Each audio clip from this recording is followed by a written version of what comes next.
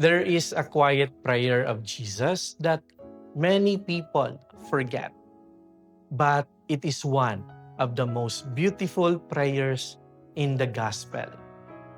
Before he suffered, before he gave his life, Jesus looked to the Father and said, "May they all be one, as you and I are one."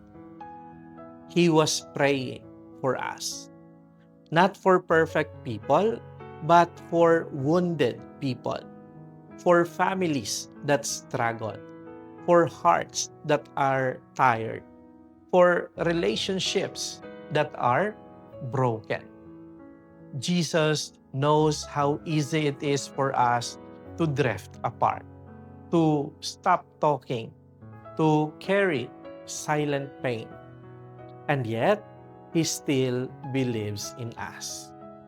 He believes that love can heal. He believes that unity is still possible. Not because we are strong, but because God's love is strong within us. You know, unity is not about agreeing on everything.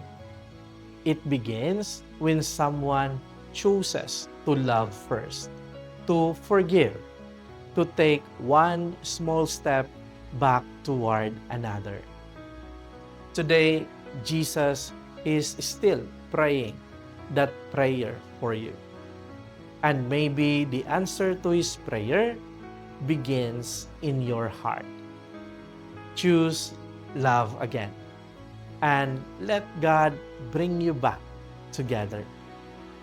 Amen.